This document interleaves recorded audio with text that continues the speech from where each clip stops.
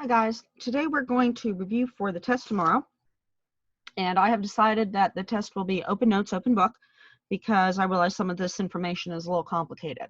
So that means you do really want to do this review with me because the test is very similar to this review. So let's get going here. All right, our first section is we're putting words in alphabetical order. And I apologize, I meant to break these up, so we just did the F's and then we just did the P's. So just letting you know that. All right, we know with alphabetical order, we start with the first letter. Now, if they're all the same, like all our F's here, now we go to the second one. Well, guess what? All those are the same with the I's. But when we get to the third letter, we have some differences, right? We have an R, an S, and an S. All right, so first we need to decide between R's and S's. Which one is going to come first? You can run through your little alphabet song if you need to. Okay, the R is going to come first. So now we're going to look here. We're going to say, all right, what else? All right, guess what? The S and the T's are all the same. The hyphens don't count for this, so we're going to keep going. So what's going to come next? We have an H and an A, right? All right, so we're going to use the A because A is going to come first alphabetically and then the H. Now, that means that these two come next because of the S's, but again, I need to go one step further. So the fourth letter with this guy is an S, and the fourth letter with this guy is a C, okay? So again, which one are we going to go with? We're going to go with the C one. So, but remember, we already have these two. So he's not number one, he's actually number 3. And then the seal is number 4. All right, so let's look at the P's. Again, everybody's with the P, right?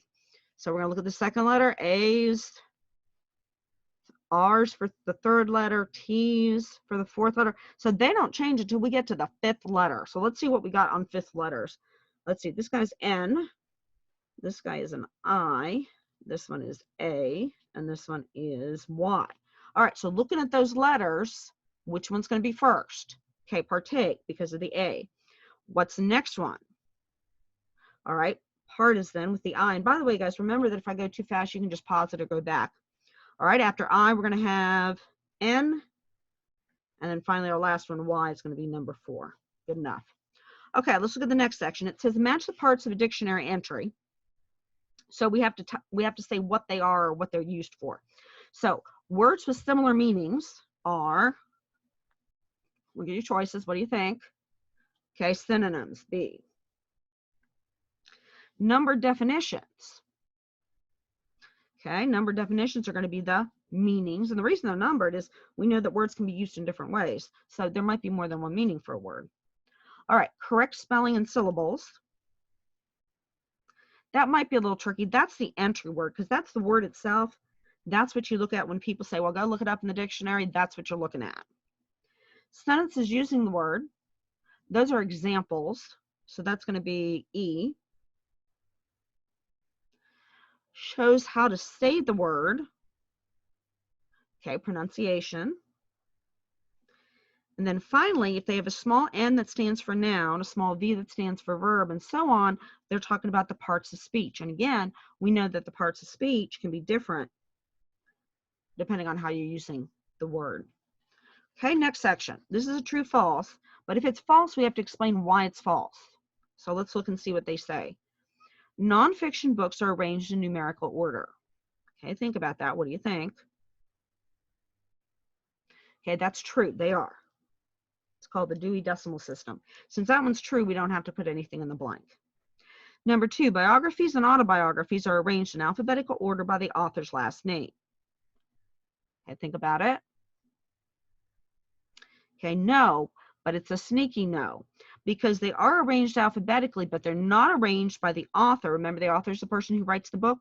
Okay, not necessarily their name. Now, I say not necessarily. Autobiographies are written by that person, but a biography isn't. And so, therefore, it goes by the last name of the person whom the book is about. Okay? So, person, oops, let's put a false there. Person, book is about. Okay. So, number 3. The encyclopedia is a book of mostly maps. I know a lot of people use online anymore, but no, that's not what it is. What an encyclopedia is concise. That means kind of fairly short, relatively short information on a variety of topics. On many topics. Okay, next one, atlas. An atlas is the book of mostly maps. All right, there's the true one. Number 5, fiction books are arranged in alphabetical order by the author's last name. What do you think? Okay, that's a true one. Number 6, the Reader's Guide to Periodical Literature is an index of magazine articles. True. Here's how you know this. See the word periodical? It's like the periods we have in school where you get a first period, second period, third period. You change periodically where you are. Okay, so the same thing is here. Periodical literature is literature that comes out every so often, right? So you, for instance, newspaper, it comes out once a day usually. Magazine comes out once a month usually. Okay, they periodically come out. So therefore, magazine articles, this would include newspaper articles too for that matter, are considered periodicals. Number 7, a reference book published once a year with a variety of information is the Reader's Guide to Periodical Literature. And I see I missed my blank there. And that's too bad because it's false. Okay, this would be an almanac. Like the Farmer's Almanac, if you've ever heard about that one. All right, let's go to the next page. What do we got next? Okay. We're matching the part of the book with its function or its description. All right. So used to locate topics quickly. All right, let's look at our choices over here. This would be mostly a nonfiction book. Like let's say you were trying to find something in a history book. Where would you go? Okay, you should be going to the index H. Number 2, the publisher's name and location. In this case, they're asking where is that going to be? That's going to be on the title page, G. Okay, extra maps in a book. Extra maps are in the appendix F, and you can remember that because the A in appendix is like the A in atlas. ISBN number, that's the number, remember, that is assigned to every book published in the US, and so that is going to be copyright page, which is usually the back of the title page. Number 5, the meaning of words in books. Okay, where are you going to find that? Again, this would be, for instance, a textbook, like your science book. If you had to look up what something was, glossary, I. The list of the author's references. These are sources that the author used, whether it's books, films, internet sources that they used to get the information to write the book. This is particularly important, again, in nonfiction books. So this would be a bibliography, A. The text of the book, that means the actual meat of the book, the actual stuff that most people are reading from that book is going to be the body, B. Number 8, the titles of units and chapters. We probably know that one. Table of contents. Okay, last one for this section. The reason the book was written, almost like an explanation of it. Our preface, D. Okay, now what we're going to do is we're going to take this list here and we're going to fill it in depending upon whether it falls in the front of the book or the back of the book. And the order does not matter. So to make sure I don't forget, I'm just going to use the same list that was up here. Okay, so the first one, I don't think you can see it on the screen, but hopefully you have already printed out your sheets and you can see them. So the first one is bibliography, front or back? Back.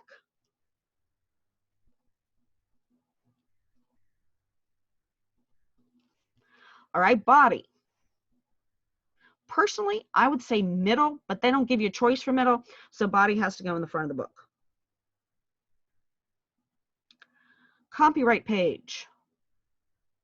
Usually the back of the title page, so that's going to be at the front of the book.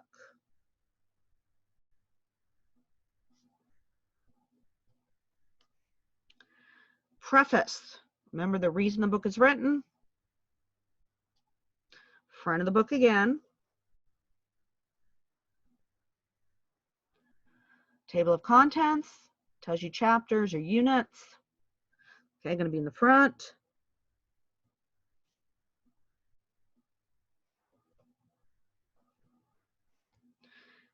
Okay, appendix. The maps going to be in the back, right? Okay, so appendix. The title page going to be in the front. And I know that tells us where the last two are, but we're going to fill them in anyway because they're not going to be in the same order on the test. Index is in the back. Remember, that's what you look up to find information in a nonfiction book quickly, and then glossary will give you definitions of words from the book. Okay, next section, we have a sample table of contents here. And we're supposed to tell the chapter number, not the page number. I always get confused on that. Chapter number that we would look in to find each of these. So, formation of fossils. Look at your chapter, these guys. Chapter choices, yes. Chapter choices. Try saying that 5 times fast. Going to be how fossils are made, right? And they want chapters, so I'm going to put number 2. Footprint fossils. Probably going to be a kind of fossil, don't you think? So, chapter 3. Scientists who study fossils. They're actually called paleontologists, but it doesn't list paleontologist here. That's kind of a fun word, isn't it? All right, going to be who studies fossils, chapter 5. Where to find fossils. I used to love looking for fossils. I lived out in Kansas and Oklahoma for a while because my dad was in the military, and you could go out and dig and find, never found like a whole dinosaur, but cool shells and things that were fossilized, because there used to be an ocean out there. Actually a sea, it wasn't real big. All right, where to find fossils is going to be, how can you find fossils, right? Number 4, I got excited about fossils and forgot where my chapters were. Definition of a fossil, probably chapter 1, what are fossils? All right, we're almost there, guys. Stay up with me. All right, next section. It's going to give us an index, and this is actually an index, part of an index from a grammar book. Now, let me move that down. From a grammar book, you can tell by looking at adverbs and action verbs and that kind of thing. Now, what we're supposed to do is tell, this time, page numbers, okay? And I did not give big enough blanks, and I'm sorry about that, so, but not a biggie, we'll write them in. Okay, so we're going to look for contractions. All right, so we're going to look down our choices. Bingo, here's contractions. Why do you think it's under apostrophes? Right, because you use an apostrophe to make a contraction. So 53 to 55, and feel free to make that blank longer if you want to, if that bothers you. All right, superlative adjective forms. That's like when we did the good, better, best, pretty, prettier, prettiest, that kind of stuff. That's what it's talking about. All right, so we're going to look down our list. Here it is, superlative under adjectives. Why? Because comparative and superlative are types of adjectives. So this is 159 to 161. Adverb definition. All right, find adverbs. That was easy. Definition of an adverb, page 37. Do you remember what it is? Word that describes a verb, an adjective, or another adverb. All right, good job for those of you who remembered. How to abbreviate correctly. Piece of cake, abbreviations, right? 59 to 60. How to write for specific groups. And what that means is, for instance, if you're writing a story and you're writing it for, say, 5-year-olds, you're going to write it differently than if you're writing it for teenagers. And so that means your audience is different, and so that's what they want. And if that's a little bit confusing, don't worry, I don't have anything that hard on the test. Okay, last section. Getting there, guys. It gives us some terms and phrases, and we're supposed to put it into the outline form. Now, the cool thing is it's already given us the Roman numerals and the capital letters, because remember, it's real important to put them in the right place, and you have to indent, and you have to use that period and capitalize and everything. Now, some of you might remember that under, say, C, we could have had 1, 2, and 3, the little ones. I don't have them on the review, and I don't have them on the test. I thought that might have been a little bit too many details to try to keep track. Okay, so we're just doing this. So the first thing we want to do is find the title. So we're going to read through everything to familiarize ourselves with what it is. Ball python, feeding, sheltering, which means the homes, insects, types of snakes, corn snake, breeding, rodents, amphibians, king snake, snakes as pets, introduction. All right. I would say it's probably about some kind of snake, right? Okay. So which one of those looks like the best title for what we're talking about? Right. Probably snakes as pets, right? So I'm going to fill that in as the title. Snakes as pets. Remember, you capitalize all the important words in the title.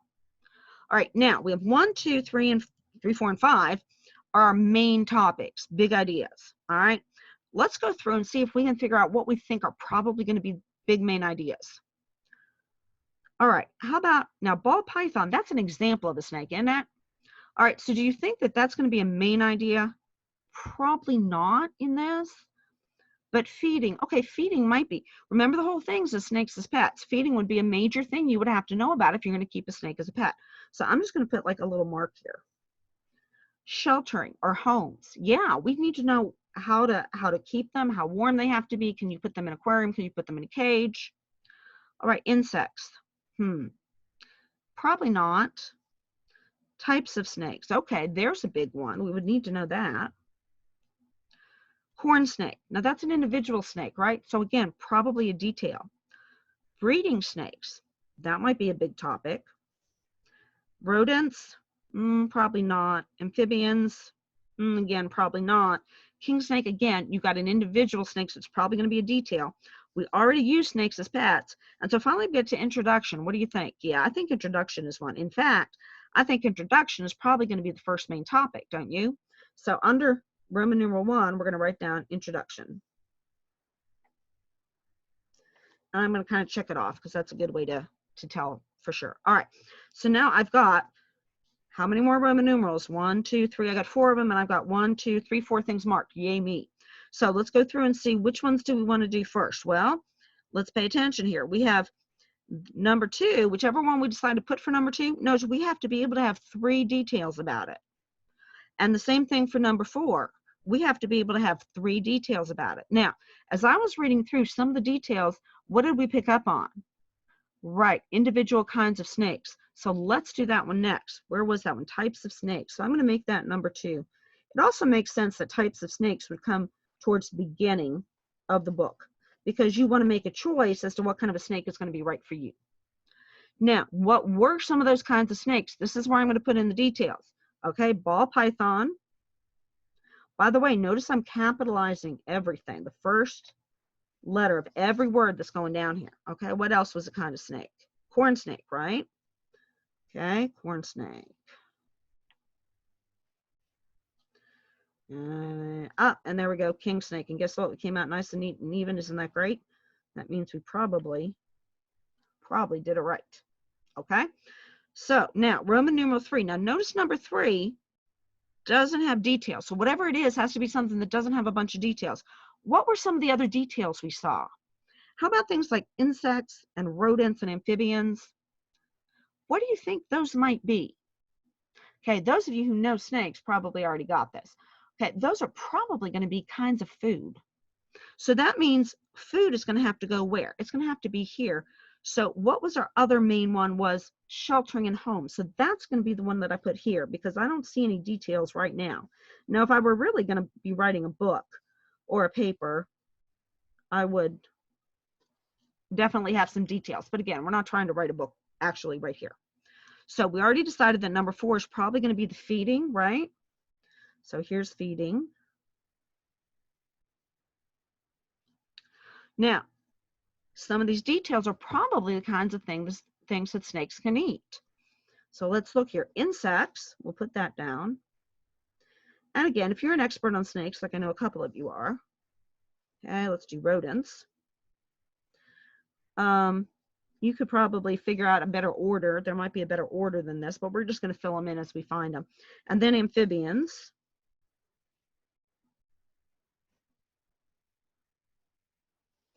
All right, and so our final thing is breeding.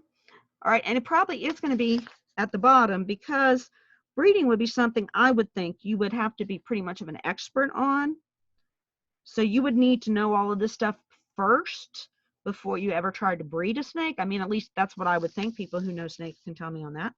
All right, so that's our review. Again, guys, you want to keep this review for the test because it's going to be a really, really big help to you. Thanks for tuning in.